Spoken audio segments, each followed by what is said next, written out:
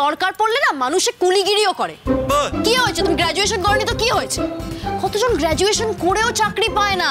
আর তুমি কি ভেবেছিলে গ্র্যাজুয়েশন করে তুমি বিরাট বড় একটা চাকরি পাবে? বাজে কথা বলো না। আমি গ্র্যাজুয়েশনটা করে মাস্টার্স করতাম, তারপর পিএইচডি করতাম, এবং সেটা যথেষ্ট সম্ভাবনা ছিল। জীবনে যখন কোনো সম্ভাবনা চলে যায় তখন নতুন সম্ভাবনা আবিষ্কার করতে হয়। দাঁড়িয়ে দাঁড়িয়ে জ্ঞান দিও না প্লিজ আমাকে, প্লিজ। বেশ করেছি। কি হচ্ছে কি এটা? ঝামেলা করবে না এখানে দাঁড়িয়ে দাঁড়িয়ে, একদম। যাও ফটো, টাকাটা দিয়ে ফটো এখান থেকে। মুখের ভাষাটা কিরকম? তোমার সঙ্গে কথা বললেই আমার গা পেতে চলে যায়। কে বলেছে আমার সঙ্গে কথা বলতে তোমাকে? আমি না তোমার সঙ্গে কোনো কথা বলতেও চাই না, আর তোমার সঙ্গে কোনোদিন দেখাও করতে চাই না। এই পয়েন্টটা কি আমার সঙ্গে দেখা করার? হ্যাঁ, আমি কি তোমার বয়ফ্রেন্ড নাকি যে আমার সঙ্গে দেখা করতে হবে? বোকা বোকা কথা বলছো। এ মা, তোমার মতো বয়ফ্রেন্ড যেন আমার জীবনে না হয়। ই মা, জুটিয়েছিল তো একখানা, ঠিক সময় মতো তো কেটে পড়লো। বেশ করেছে কেটে পড়েছে, আমার কোনো বয়ফ্রেন্ডের দরকার নেই। তাই নাকি? এই যে যা ছলবল ছলবল করছো, পাল্লায় পড়লে বলে কারোর একটা। মানে কি? মানে এটা কি বলতে চাইছো তুমি? যা বলছি ঠিক বলছি। না মানে আমি সেটাই বুঝতে পারছি না কি বলতে চাইছো নাকি? চনমন চনমন করছো না, সেটাই বলছি। হ্যাঁ মানে সেটার মানেটাই আমি বলতে চাইছি। মানে বুঝতে হবে না, টাকাটা ছাড়ো, আমি এখানে দাঁড়িয়ে থাকতে পারছি না। এই ভদ্রভাবে বলো। কি বলবো ভদ্রভাবে বলো? যেটা চাইলে সেটা ভদ্রভাবে চাও। বাবা, দাও টাকা দাও প্লিজ। প্লিজ টাকাটা দাও।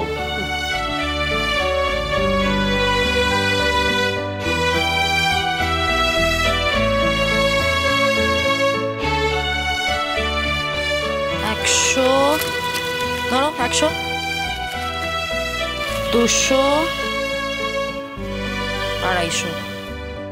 আমার কাছে মাত্র 50 টাকা পড়ে আছে, দেখো ওয়ালেট ফাঁকা। তো কি হয়েছে, 50 টাকায় আরামসে বাড়ি পৌঁছানো যায়। হ্যাঁ কিন্তু আমাকে তো কালকেও বেরোতে হবে, আর আমি তো রোজ রোজ এরকম ভাবে বাবার কাছ থেকে টাকা চাইতে পারবো না।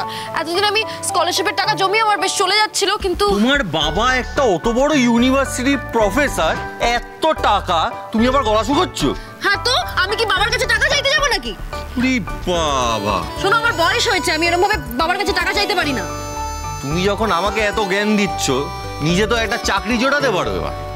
আমার ক্যারিয়ারের গ্রাফটাই অন্য, আমার এখন চাকরি করলে চলবে না। কি ক্যারিয়ার গ্রাফ শুনি? কি করতে চাও তাহলে? আমি বাইরে যাব, আমি বাইরে গিয়ে লেখাপড়া করব। বাহ, কি শান্তি পেলাম শুনে। মানে কবে যাচ্ছ? আমি বাইরে যাচ্ছি বলে তোমার এত উৎসাহ হচ্ছে কেন? তুমি কেন শান্তি পাবে? তুমি আমার ব্যাপারে প্রচুর ভাবো না, এত ভাবনার কি আছে বলো তো?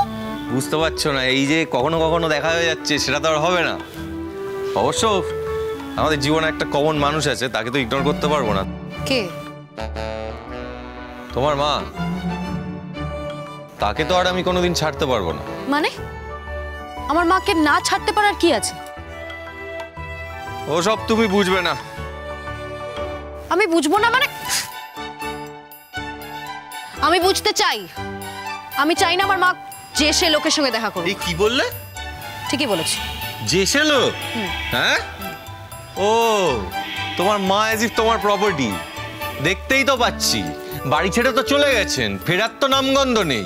বেশ হয়েছে, ঠিক হয়েছে উনি ফিরছেন না। এই খবরদার খবরদার, এরকম বাজে কথা বলবে না। এখনো সময় আছে দর্শনা, নিজের ভুল স্বীকার করে নাও। সারা জীবন ধরে অনেক ভুল করে গেছো তুমি, ভুলের পাহাড় জমিয়েছো।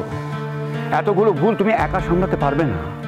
তোমার কথা অনুযায়ী একমাত্র ছেলে যদি তোমার জীবন থেকে বেরিয়ে যায়, তাহলে তোমার বেঁচে কি লাভ? এই সম্পত্তি, এত টাকা নিয়ে কি করবে তুমি? কতদিন ভোগ করবে? কি বলতে চাইছো তুমি? কি বলতে চাইছো? তখন থেকে আমাকে অপমান করে যাচ্ছ তুমি। আমি তোমাকে অপমান করছি না, আমি তোমাকে সত্যের মুখোমুখি দাঁড় করাচ্ছি। কিন্তু সেই সত্যটাকে স্বীকার করার মতো তোমার সৎসাহস এখনো হয়নি। তুমি কিছুতেই মেনে নিতে পারছো না যে তুমি ভুল করছো। তোমার আগের সন্তানটাকেও তুমি স্বীকৃতি দিচ্ছ না। কিন্তু শোনো দর্শনা, তোমার ছেলেকে তুমি স্বীকৃতি না দিলেও আমি দেব। মানে কি বলতে চাইছো তুমি? ওই ছেলেটার সঙ্গে তোমার কি? একটা ছেলেকে তুমি বঞ্চিত করবে? তোমার ছেলে মানে তো হিসেব মতো সে আমার সন্তান তুল্য, তাকে আমি ঠকাবো না। আমার সম্পত্তি আমি সমান ভাগে আমার দুই ছেলেকে ভাগ করে দেব। তোমার আগের সন্তান বলেই সে বঞ্চিত হবে আর আমার ছেলে সব পাবে, এটা হতে পারে না। কি রূপ, আশা করি এতে তোমার আপত্তি নেই? আমি এখন এসব কিছু নিয়ে ভাবতে চাই না বাবা। আমার কাছে ভাববার জন্য আরো বেশি ইম্পর্টেন্ট জিনিস আছে। তোমার সম্পত্তি, প্রপার্টি তুমি যাকে ইচ্ছা দিয়ে দাও, আমার কাছে ম্যাটার করছে না। কিন্তু আমার জীবনটা তুমি কেন শেষ করে দিলে, এই উত্তরটা তো তোমাকে দিতেই হবে না। আমি শেষ করেছি? আমি? তুমি তো বিয়ে করতে চাইলে না বেটা, এখনো সময় আছে। যদি বিয়ে করতে চাও গো অ্যাহেড, বিয়ে করে নাও। ও আমি বিয়ে করতে চাইলেও আমাকে বিয়ে করে নেবে, তাই তো? ও আমার যা চরিত্রের প্রমাণ পেয়েছে মা, আর ও যতক্ষণে আত্মসম্মান নেমে, ও কখনই আমাকে বিয়ে করতে চাইবে না। আমি খুব ভালো করে চিনি ওকে। ও যদি তোমাকে ভালোবেসে থাকে তাহলে তোমাকে অ্যাকসেপ্ট করবে, তোমাকে বিয়ে করবে। আর যদি ওর লটর পটর করার স্বভাব থাকে তাহলে ওর সঙ্গে বিয়ে করেও তুমি সুখী থাকবে না। Just remember that. কদিন হয়েছে তোমাদের সম্পর্ক ভেঙেছে, এরই মধ্যে অন্য একটা ছেলেকে জুটিয়ে ফেলেছে। কি বলতে চাইছো তুমি? আমি যা বলছি একদম ঠিক বলছি। আমি সব দেখতে পাই, কিছু আমার চোখ এড়ায় না। বুঝতে পেরেছো? ওই ছেলেটার হয়ে ফাইট করতে এসেছে কেন? ওর কি পাওনা ঘন্টা ছিল? হ্যাঁ, ওর বাবাকে নিয়ে এসেছে, ছেলেটাকে নিয়ে এসেছে। ওর হাব ভাব দেখেই তো বোঝা যাচ্ছে যে ওই ছেলেটার সঙ্গে ও সম্পর্ক করতে চাইছে। এখান থেকে তো অনেক কিছু পাওয়ার আশা ছিল না, কিছুই পায়নি। এখন ঘুরিয়ে আঙ্গুল দেখাচ্ছে। ও তো তোমাকে চেনে। এই যে তুমি বললে ছেলেটাকে সম্পত্তি দেবে, টাকা পয়সা দেবে। She knows you very well. ও জানে তুমি ভালো মানুষ। সবকিছু জানলে তুমি ছেলেটাকে বঞ্চিত করবে না। ওই ছেলেটাকে তুমি কি করে বঞ্চিত করছো মা? ও তো তোমারই সন্তান। বাবা তোর কেউ হয় না। একজন মা হিসেবে তোমার ছেলের প্রতি কি কোনো অনুভূতি নেই? নিজের সন্তানকে তুমি প্রত্যেকটা মুহূর্তে এভাবে বঞ্চিত করতে পারছো? আমি ওকে আমার সন্তান বলে স্বীকার করি না। কেন স্বীকার করো না? ও তোমার সন্তান নয় বলে? নাকি তুমি জানো তোমারই সন্তান কিন্তু ও তোমার স্ট্যান্ডার্ড, তোমার লেভেলটা মেনটেন করে না বলে তুমি ওকে নিজের সন্তান হিসেবে পরিচয় দিতে চাইছো না? আমি তো বলছি আমার ছেলে নয়। লজ্জা করে না মা হিসেবে তোমার নিজেকে? লজ্জা করে না ভাবতে? নিজের ছেলেকে প্রত্যেকটা মুহূর্তে ছেলে নয় ছেলে নয় বলতে লজ্জা করে না তোমার? প্লিজ বেটা, আমাকে এসব বলো না। আমাকে এসব বলো না বেটা, আমার আর ভালো লাগছে না। আমি আর সহ্য করতে পারছি না। সহ্য তো তোমাকে করতেই হবে মা। এখন তো সবে শুরু। সহ্য তোমাকে করতেই হবে। তুমি কি করে বুঝবে বেটা একটা মায়ের কত জ্বালা, কত কিছু। কিসে? কার মা হিসেবে জ্বালা ভোগ করছো তুমি? আগে সন্তানের মা হিসেবে, না রূপের মা হিসেবে, না দুজনের মা হিসেবে? অন্তত এটুকু খুলে বলো। তুমি কিন্তু আমার উপরে ভীষণ বাড়াবাড়ি করছো।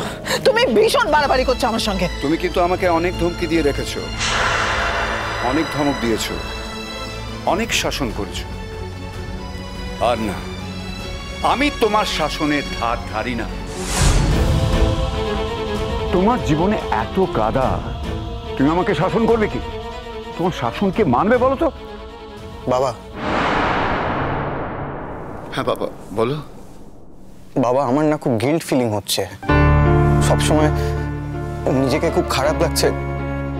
আমি আর এভাবে মানে ভালো লাগছে না, সহ্য করতে পারছি না কিছু। ওই যে ওই ছেলেটা আসমান, ওর যা যা প্রাপ্য আছে তুমি ওকে কিন্তু দিয়ে দিও বাবা, কারণ মা তো কোনোদিনই ওকে কিছুই দেবে না। আসমানের কিছু পাওয়ার কথা না, আসমানের কোনো কিছুই পাওয়ার কথা না। 100 বার পাওয়ার কথা। তোমার নিজের এত সম্পত্তি আছে, এত প্রপার্টিজ আছে, তাহলে তোমার ছেলে এভাবে রাস্তায় রাস্তায় লাফাঙ্গার মতন কেন ঘুরে বেড়ায়? এতদিন ধরে তুমি ওর জীবনটাকে কেন সেটেল করে দাওনি মা? বলছি তো আসমান আমার ছেলে না। আবার সে এক কথা, আবার সে এক কথা। আমি তোমাকে চিনে গেছি বা। কালকে যদি তোমার দরকার পড়ে, প্রয়োজন পড়ে, তাহলে তুমি আমাকেও বলবে যে আমিও তোমার ছেলে না, আমাকে অস্বীকার করে দেবে। দুবার ভাববেও না, কারণ তুমি এরকমই একজন মা। ছি ছি মা ছি। তুমি কেন নিজের ছেলেকে এভাবে অস্বীকার করছো?